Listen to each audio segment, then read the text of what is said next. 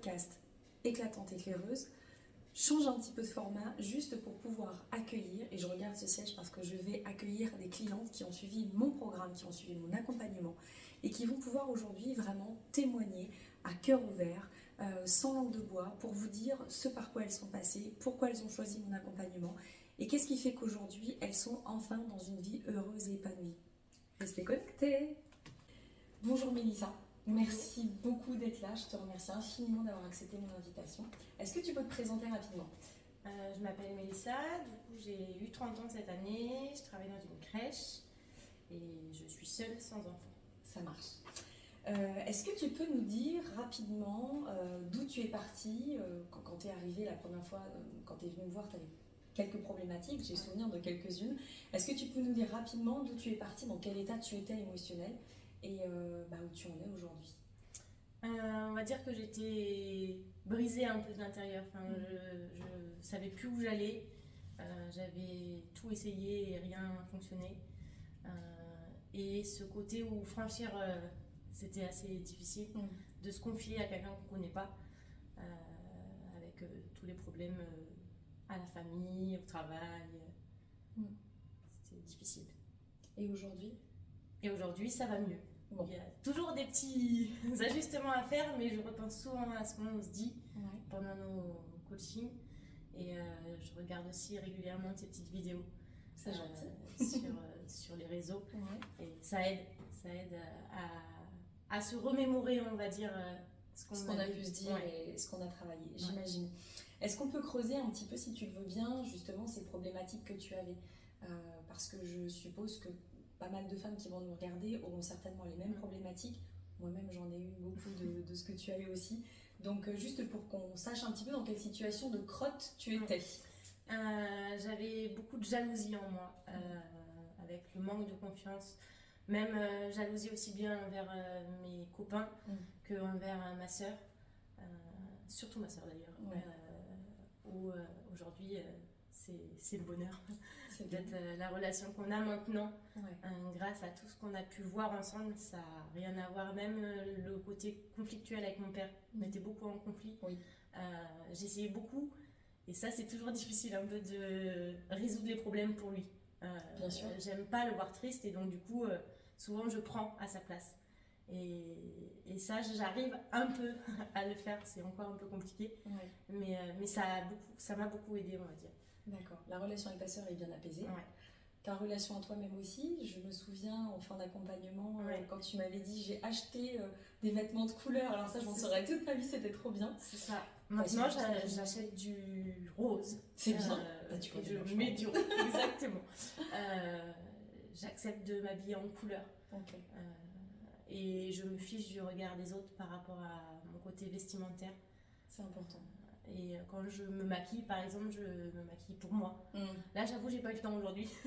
C'était une journée assez speed. Tu as le droit. Mais je le fais pour moi. Et si je le fais pas, c'est ok aussi. C'est très bien. En fait, tu prends soin de toi maintenant pour toi.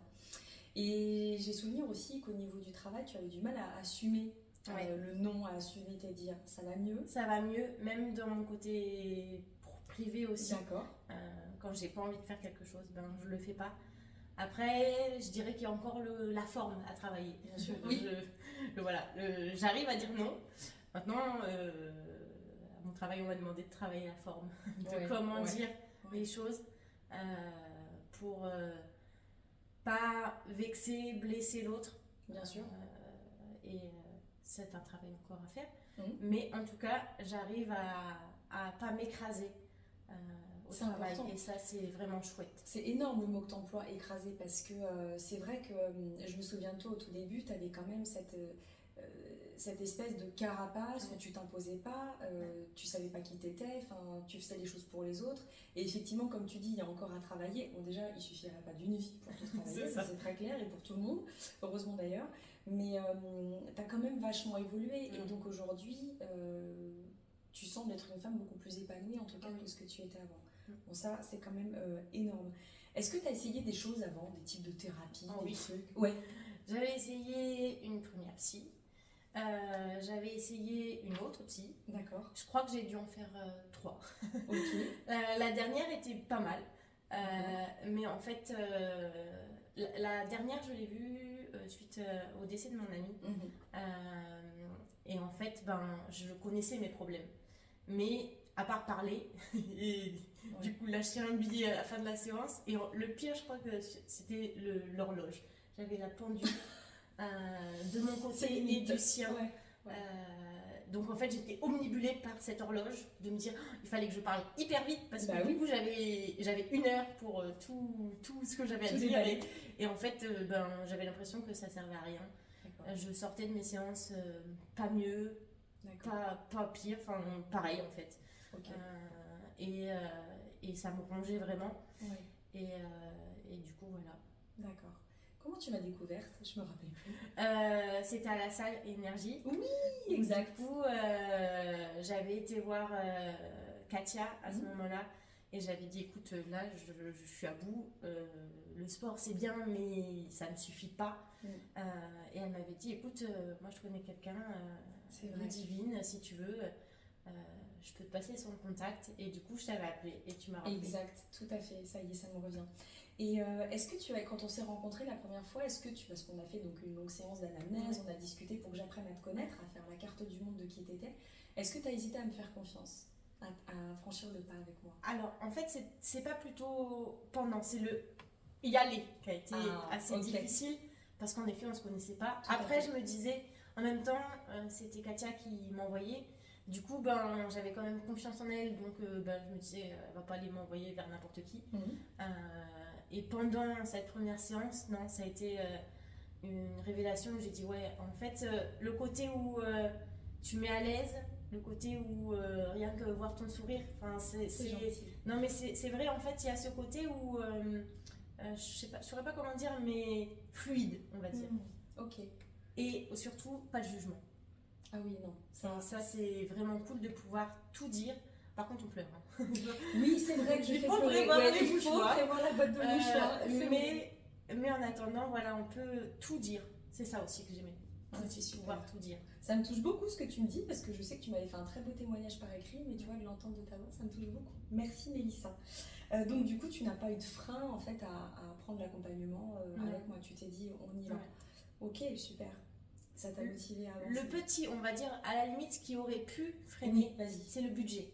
Parce que ça reste un budget. Maintenant, de mon point de vue, quand on va pas bien, il faut pouvoir se donner les moyens et mettre à la limite de côté. Prévoir une enveloppe budget exprès du mois pour se dire, on se voit. Mais c'est vital, à ce moment-là de ma vie, c'était vital. Je te remercie de dire ça parce que tu vois, c'est hyper important ce que tu dis. J'ai beaucoup de femmes qui ne passent pas le cap justement par rapport à ce budget. Et c'est vrai que de mon côté, quand je parle d'investissement sur soi, c'est parce que c'est nécessaire. Je pars du principe que si on veut vivre heureux, il faut investir sur soi. Ça peut être difficilement entendable quand on n'a pas forcément le budget pour, etc. Mais si, comme tu viens de le dire, intelligemment, si tu vois, tu n'arrives pas à te dire et à te focus là-dessus en disant non, mais là, en fait, c'est vital, ça va peut-être que je vais me serrer la ceinture pendant 4, 5 mois, 6 mois. Après, c'est bon, je vais être complètement libérée, même si, comme tu dis, il y a toujours des petites choses à travailler, mais c'est normal. On n'est pas Bouddha et c'est logique. Mais c'est vrai que c'est important, ce côté pécunier, il est quand même hyper important. Si tu devais résumer un peu ce que t'a apporté cet accompagnement, tu dirais quoi? La paix envers moi. Et vraiment cette relation avec ma sœur maintenant, c'est génial. Alors elle va toujours pas se confier à moi sur son côté relation privée, et ça des fois c'est frustrant. Parce que quand je vois qu'elle en parle à des copines à moi, j'aimerais bien pouvoir le savoir. Maintenant, je me dis que notre relation elle est tellement belle aujourd'hui que tant pis, je vais prendre ce qu'elle me donne et c'est déjà chouette. Ah, c'est super. T'as vraiment bien avancé là-dessus aussi. C'est bien. S'il y a des choses spécifiques qui t'ont marqué pendant l'accompagnement ou que tu as retrouvé, que tu aimais, ou que tu avais entendu ou lu, etc. Je ne sais pas trop si ça va répondre à cette question, mais par rapport au deuil de ma copine, quand on a fait cette séance d'hypnose où en fait je l'ai vue me dire au revoir, j'ai vraiment passé un cap où elle est toujours là, j'y penserai toujours, ça restera toujours mon amie. Maintenant, je suis plus aussi triste qu'avant. et je vis pour elle en même temps. Et voilà, je me dis, ben là, tiens, elle aurait fait la fête avec nous. Mes 30 ans, elle était là, même si elle n'était pas là physiquement, elle était là avec Bien nous. sûr. Et je crois que c'est cette séance-là où vraiment la voir me dire au revoir. Et ce côté où il y avait toujours avec la terre, le ciel. Cet ancrage. C'était vraiment, je me souviens, c'était toujours très joli. Chouette, tant mieux. Oui, t'en as des bons souvenirs. Super. Est-ce que tu peux du coup, après nous avoir dit tout ça, et merci, nous raconter un petit peu ta vie actuelle aujourd'hui? Comment vraiment, en fait, qu'est-ce que l'accompagnement t'a sensiblement apporté? Même si tu l'as dit rapidement au début, est-ce que tu pourrais être un petit peu plus précise, par exemple, je sais pas, dans tes relations, au travail, même si, comme tu dis, il y a toujours des petites choses à retravailler. Comment tu te sens avec toi-même aujourd'hui? Bien. Ouais. Je repense à mon père aussi, où du coup, j'avais tendance toujours à vouloir qu'il aille bien et du coup prendre pour lui, en fait. Et après, j'ai beaucoup discuté aussi avec ma marraine, où elle m'expliquait, et ce que tu m'avais redit, en fait, ça m'a fait une piqûre de rappel. Elle me disait, mais en fait, là, lui, c'est OK pour lui. Il n'est pas triste de cette situation-là. Ne le soit pas pour lui, en fait, parce que lui, peut-être qu'il s'en fiche. À ce moment-là, c'était par rapport à ses frères et sœurs, où du coup, suite au décès de ma mamie, ben, c'est pas qu'ils ont coupé les ponts, mais ils se voient plus, ils s'appellent pas forcément. Et moi, ça me rendait triste de pas conserver ce lien. Et lui m'a dit, mais moi, je m'en fiche. C'est pas eux ma famille, maintenant c'est vous. Et c'est votre bonheur à vous qui m'importe. Eux, bah, c'est mon passé, ça restera ma famille, mais s'ils sont pas dans ma vie maintenant, et ben c'est pas grave. Et moi, ça, c'était compliqué pour moi. Tout à fait. Parce que pour moi, je le tolérais. En fait, je le tolérais pas parce que je me voyais pas moi à sa place, en fait. Et le fait d'être à sa place, justement, chacun sa place, ça, c'est important. C'est important. D'être dans son identité. C'est ça. Tout à fait. Pouvoir dire les choses, ça aussi, c'est. Maintenant, voilà, j'arrive à me libérer de certains poids. C'est bien. Est-ce que tu arrives mieux à exprimer tes besoins, tes propres désirs, tu vois, à écouter quand même un peu plus ce que tu as envie pour toi, en fait, pour ta propre vie, plutôt que de toujours être à l'écoute des autres, parce que voilà, tu as ce côté-là très empathique, très tourné vers les autres. Je sais que c'était compliqué, je pense que c'est toujours un peu compliqué parce que il faut continuer. En fait, si tu veux, le côté mindset est très important aussi. C'est toujours garder en tête que tous ces vieux démons, quelque part, ils peuvent revenir de temps en temps. Et ça, c'est une réalité. Donc, il faut avoir ce punch, en fait, tu vois, ce mindset, c'est vraiment ce côté de se dire, je suis responsable de ce que je suis en train de faire de ma vie. Donc, c'est OK qu'ils reviennent lentement. Par contre, je les dégage, quoi. J'en veux plus. Donc, ça, c'est important. Mais est-ce que tu arrives quand même, tu as le droit de dire non, hein, mais est-ce que tu arrives quand même aujourd'hui à écouter un peu plus tes besoins, tes désirs, ou vraiment c'est le point, on va dire, qui reste encore un petit peu peut-être pour toi? Je dirais c'est le point encore à travailler. D'accord. Pour l'instant, je n'y arrive pas assez. Ok, ça marche. Pas assez pour moi. Et je vais réussir, par exemple, je ne sais pas trop si ça rentre dans ce schéma-là, mais me regarder dans le miroir bien sûr que et de me dire ah ouais, ça va en fait. Bien sûr que si. Parce que tu pouvais pas, donc bien sûr que si. Au départ, c'est vrai que c'était me regarder dans le miroir, c'était bien sûr horriblement compliqué. Ouais. Et maintenant, ça va beaucoup mieux. Et j'arrive toujours alors pas forcément tous les jours, mais à avoir ces phrases positives. C'est bien. Comme on avait travaillé ensemble sur ça. Fait. Pouvoir dire tiens, aujourd'hui j'ai fait ça. C'est pas grand chose, mais c'est cool de l'avoir fait. Oui, non, mais il y a quand même beaucoup de choses qui ont bougé. Exactement. Bien sûr. Bon, tu te doutes bien qu'aujourd'hui, il va y avoir pas mal de femmes qui vont regarder ton témoignage, parce que c'est vrai que d'avoir un témoignage comme ça physique, c'est quand même bien plus impactant qu'un écrit, parce qu'on en voit beaucoup, et au moins on sent voilà, le vrai échange entre nous. Si tu avais quelque chose à leur dire à ces femmes qui sont dans des situations compliquées, soit comme celle que tu as vécue, soit dans d'autres problématiques, on va dire, difficiles, qu'est-ce que tu pourrais leur dire, toi, par rapport à peut-être l'accompagnement qu'on a fait ensemble, ou qu'est-ce qui pourrait faire en sorte qu'elle passe le cap? Alors, je le dis déjà à mon entourage proche, donc je pourrais le dire aussi là. En fait, on peut te faire confiance et vraiment se libérer de poids où l'hypnose a beaucoup aidé, parce qu'en fait, il y a aussi ce côté où j'avais des problèmes et j'arrivais pas à trouver ces solutions. Et en fait, avec l'hypnose aussi, ben, on les trouve dans notre Ouais, ouais, tout à fait. du coup, voilà, c'est vraiment ce côté où foncer. Moi, je dis toujours, là, j'ai une copine, c'est pareil en ce moment, c'est pas ouf dans sa vie. Et je lui dis, mais vas-y, fonce, parce que tu peux y aller les yeux fermés, quoi. C'est gentil.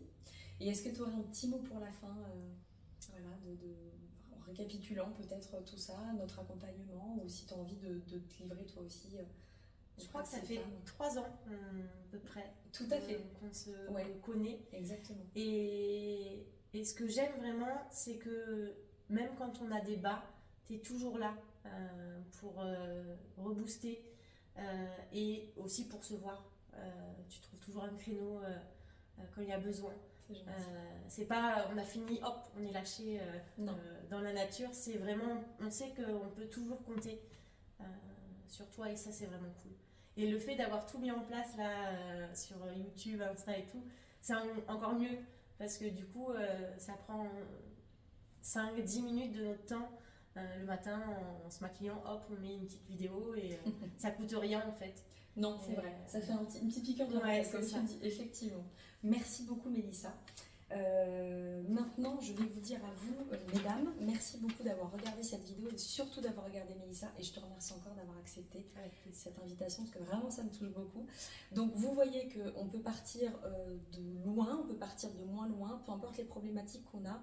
Il est toujours, en fait, il faut garder en tête que on a toutes plus ou moins peur en fait de se lancer. C'est exactement ce que tu disais au début. On a peur de prendre cet engagement pour changer parce que ça fait peur le changement. Mais ce qu'il faut garder en tête, c'est que si vous passez au-dessus de vos peurs, vraiment vous allez trouver derrière la porte quelque chose qui va changer votre vie. Alors, pas moi, enfin si, quelque part moi, mais d'un côté, vous allez trouver en fait un accompagnement qui va changer votre vie, mais surtout une façon de voir votre vie différemment. Donc, n'hésitez pas effectivement à vous inscrire sur Instagram, regarder les vidéos YouTube, les podcasts, les écouter aussi. Mais n'hésitez pas à revoir aussi cet échange direct avec Mélissa. Il y en aura d'autres avec, voilà, j'ai choisi 5 clientes qui m'ont beaucoup marqué, en tout cas dans mon parcours, et que j'apprécie beaucoup. Donc je vous remercie encore infiniment et je vous dis à très bientôt. Ciao! Au revoir!